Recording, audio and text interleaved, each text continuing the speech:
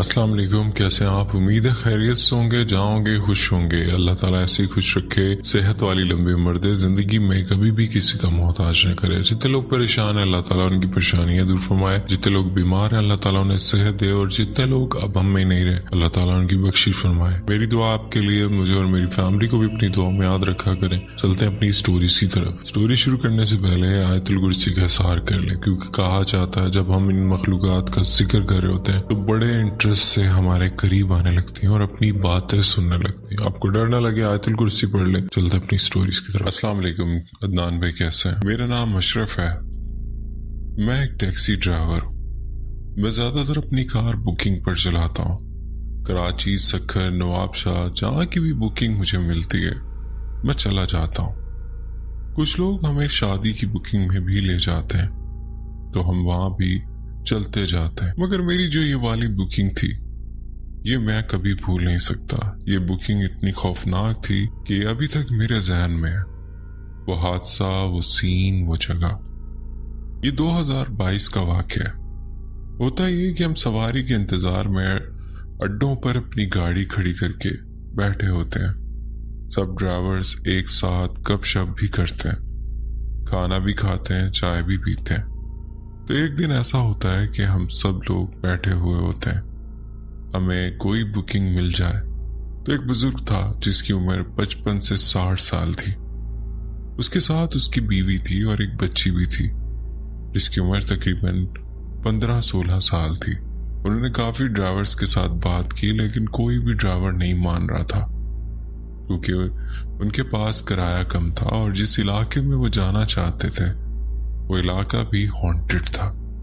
तो कोई भी ड्राइवर वहां जाने के लिए राजी नहीं था। मैंने भी अपने गांव जाना था। मेरा गांव सेवन से भी 25 किलोमीटर आगे है। मेरी अम्मी अब्बू की रिहाइश उधर है, मगर मैं हैदराबाद में ड्राइविंग करता हूँ। तो होता कुछ तरह कि एक ड्राइवर मेरा दोस्त था। उसे मैंने बताया था कि 2-3 दिन तक मैंने अपने गांव जाना है। तो ये बुकिंग भी उधर की ही थी। सेवन से आगे कोई गांव था। तो वो ड्राइवर उनको मेरे पास ले आया। ये चाचा जी हैं, इनके पास बुकिंग के हिसाब से किराया थोड़ा है। आपने अपने गांव तो जाना ही है तो आप इसे अपने साथ ले जाओ और आप अपने गांव भी हो आना। तो मैंने कहा कि ठीक है। और जब मैंने किराया पूछा तो वो कुछ कम दे रहे थे। क्योंकि मैंने अपने गांव जाना था तो मैंने सोचा कि जाना तो मैंने वैसे भी है तो मैं इन्हें भी साथ ले जाता हूँ। खैर मैंने इन्हें गाड़ी में बिठाया। 4:30 बजे का टाइम था। निकलने से पहले मैंने चचा से बोला कि मुझे 10-15 मिनट चाहिए। मैंने अपने घर वालों के लिए कुछ सामान लेना है, अम्मी अब्बू के लिए कुछ चीजें लेकर जानी है, क्योंकि मैं 15-20 दिन के बाद अपने गांव जा रहा था। मैंने सोचा उनको इनके गांव छोड़ दूंगा। मेरे गांव उनके गांव से थोड़ा आगे था। उस चाचा ने कहा कि ठीक है, आपने जो सामान लेना है वो ले लो। तो मैंने उन्हें अपनी गाड़ी में बिठाया और सामान लेने के लिए चला गया। तो मैं सामान वगैरह लेकर 15-20 मिनट के बाद आया। फिर मैंने अल्लाह का नाम लिया और हम लोग वहां से रवाना हुए। अदनान भाई, वो जो बच्ची थी वो बिल्कुल ही खामोश बैठी हुई थी। ना तो वो कोई बात कर रही थी और ना ही किसी बात पर कोई रिस्पॉन्स दे रही थी। मैंने सोचा कि हर किसी की अपनी तबीयत होती है, इस बात पर मैंने ध्यान नहीं दिया। वो जो चाचा था वो मुझसे रास्ते में थोड़ी बहुत बात वगैरह करता रहा।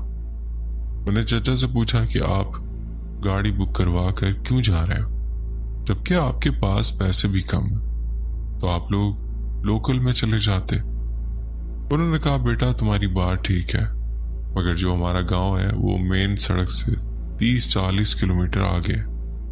वो कच्चा इलाका है और वहां पर कोई सवारी नहीं जाती और रात के टाइम तो बिल्कुल भी नहीं। तो इसलिए मजबूरन हमें गाड़ी बुक करवा कर जाना पड़ रहा है। मैंने कहा कि चलें चाचा, ठीक है, कोई मसला नहीं, मेरा गांव भी सेवन से आगे है।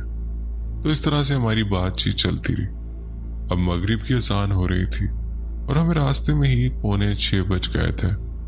मैंने वहां पर एक ढाबा देखा और गाड़ी साइड पर लगाई। मैंने अपने लिए चाय ली और सोचा कि पता नहीं चाचा के पास इतने पैसे हैं कि नहीं। और फिर मैंने उनके लिए भी बिस्किट और चाय ली। اب وہ جو بچی تھی وہ بالکل ہی خاموش تھی، وہ کوئی بات نہیں کر رہی تھی، نہ کہہ رہی تھی کہ مجھے یہ چیز چاہیے یا مجھے وہ چیز چاہیے۔ وہ بالکل خاموش چپ چاپ بیٹھی ہوئی تھی۔ وہ درمیان میں بیٹھی ہوئی تھی اور اس کے امی ابو دونوں سائڈ پر بیٹھے ہوئے تھے۔ خیر میں نے بھی چائے پی اور انہیں بھی چائے پلائی اور پھر ہم آگے کے لیے سفر پر روانہ ہوئے۔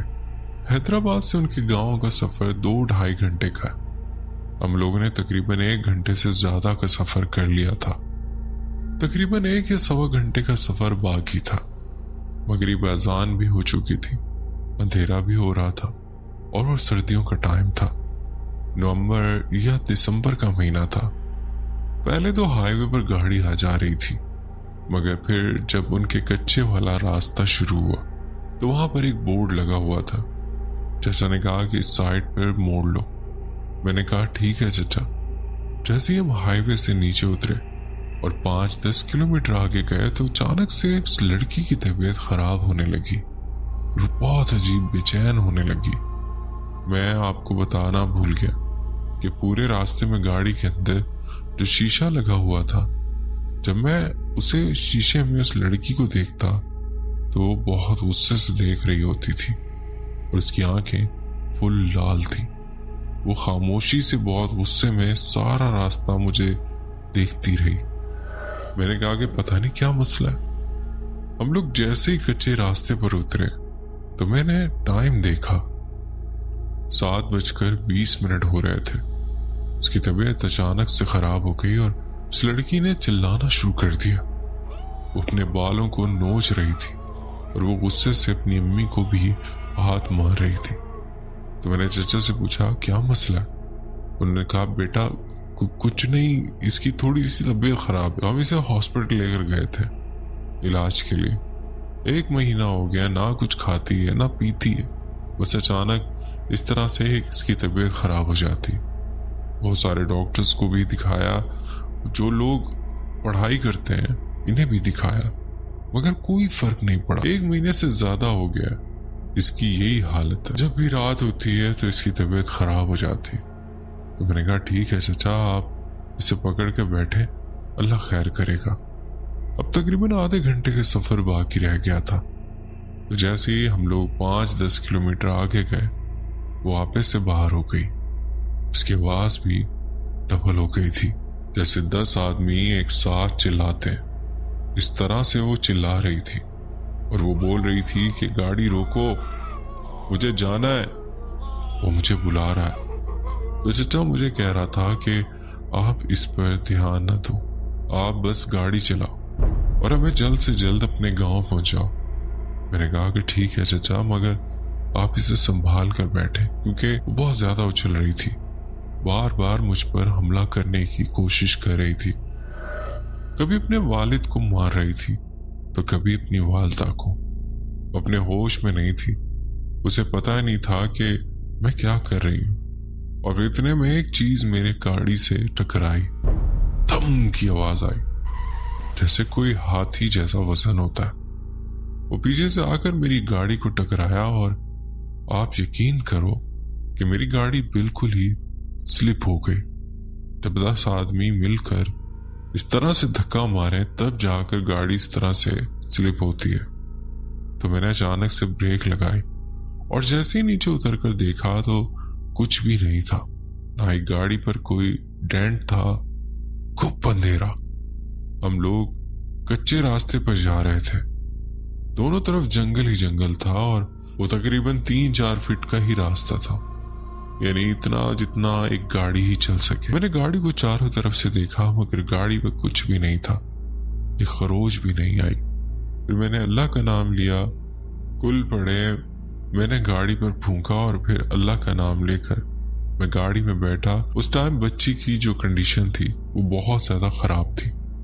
میں بس یہی دعا کر رہا تھا میں خیریت سے ان لوگوں کو گاؤں پہنچا دوں اور پھر میں اپنے گاؤں جاؤں۔ اب تقریباً ٹائم 7:45 کا ہو رہا تھا۔ ہم لوگ جیسے ہی 1-2 کلومیٹر آگے گئے تو راستے کے ساتھ ایک نہر نکلتی ہے۔ اس نہر کا پانی اس راستے پر آ چکا تھا اور وہاں پر بہت زیادہ پھسلن اور कीचड़ थी। मेरी गाड़ी वहां पर बहुत ज्यादा फिसल रही थी। मेरी गाड़ी आगे मूव ही नहीं हो रही थी। तो अदनान भाई मुझे नीचे उतरना पड़ा। मेरे पाँव भी कीचड़ में खराब हो गए। वहां पर कोई बंदा भी नहीं था मदद के लिए।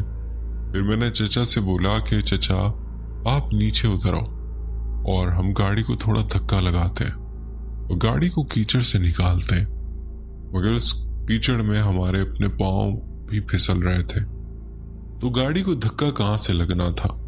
इतने में वो लड़की चिल्लाते हुए गाड़ी का दरवाजा खोलती है और जंगल की तरफ भागना शुरू कर देती है। और अदनान भाई वो इंसान की तरह टांगों से नहीं दौड़ रही थी। वो जो मंजर मैंने देखा वो मैं आपको बयान नहीं कर सकता। मुझे समझ नहीं आ रही थी कि मैं कहाँ पर हूँ।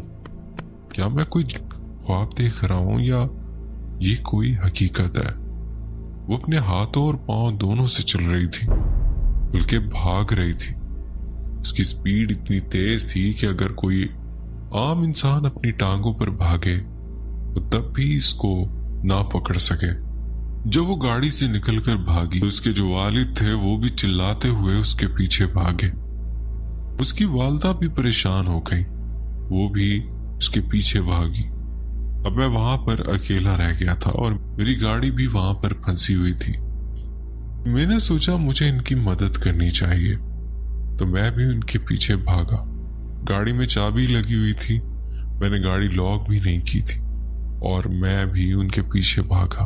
अदनान भाई वो इलाका ऐसा है कि वो बहुत खतरनाक है। वहां पर डाकुओं का बहुत ज्यादा खतरा होता है।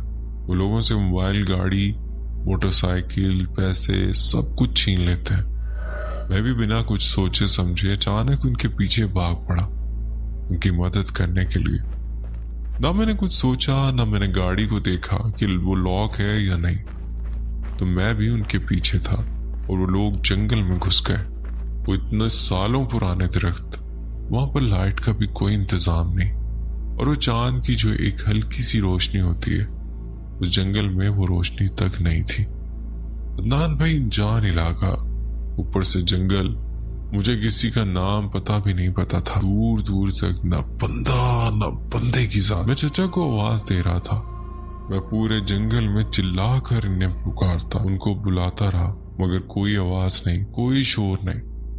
तो मैं भी जंगल के काफी अंदर चला गया। मुझे ऐसा महसूस हो रहा था जैसे चारों तरफ से कोई चीज मुझे फॉलो कर रही है, जो अचानक से मुझ पर हमला करके मुझे पकड़ लेगी। कभी कदमों की आवाज महसूस होती तो कभी ऐसा लगता जैसे परिंदे उड़ रहे हैं। मैं खौफ से डर रहा था। मैं जैसे ही थोड़ा सा आगे गया मेरी नजर उस बच्ची पर पड़ती है। उसके बाल खुले हुए थे। उसने एक हाथ से दरख्त की शाख को पकड़ा हुआ था। उसका एक हाथ और पांव नीचे लटक रहा था और वो एक हाथ से इस दरख्त को झूल रही थी। नान भाई जब मैंने ये मंजर देखा तो मेरे रोंगटे खड़े हो गए। मुझे कुछ समझ ना आया कि अब मैं क्या करूं, भागूं या किसी को आवाज दूं। उस टाइम मैं बिल्कुल खामोश था। मैं सिर्फ उस बच्ची को देख रहा था। वहां पर घास और झाड़ियां वगैरह भी थी। अगर कोई आदमी उनमें लेट जाए या छुप जाए तो वो किसी को नजर नहीं आ सकता। तो जब मेरी नजर उस बच्ची पर पड़ी तो मैं खौफ से वहीं झाड़ी में घास के ऊपर लेट गया। वहां पर काफी ज्यादा ठंड हो रही थी। मेरे पास कोई जैकेट वगैरह भी नहीं थी जो मैंने पहनी हुई थी। खैर मैंने वहां पर खुद को छुपा लिया। तकरीबन आधा घंटा गुजर गया और वो बच्ची उसी तरह से एक हाथ से झूल रही थी। मैं कोई भी आवाज नहीं निकाल रहा था। मैंने सोचा अगर मैं चचा को बुलाता हूं तो ऐसा ना हो कि ये मुझे देख ले और मुझ पर हमला कर दे। तो मैं खौफ से वहीं लेटा रहा। जो याद मुझे आती थी वो पढ़ता रहा। उस टाइम मैं सोच रहा था कि इससे तो अच्छा होता कि मैं आता ही ना।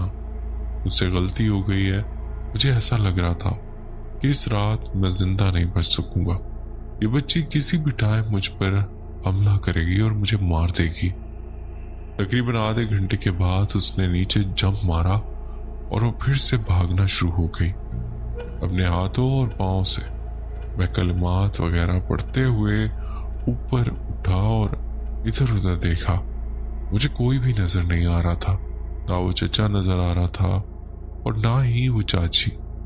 फिर मैं हिम्मत करके उसे आवाज दे रहा था कि बहन जी आप कहाँ हो, इधर गाड़ी में बैठो, मेहरबानी करो।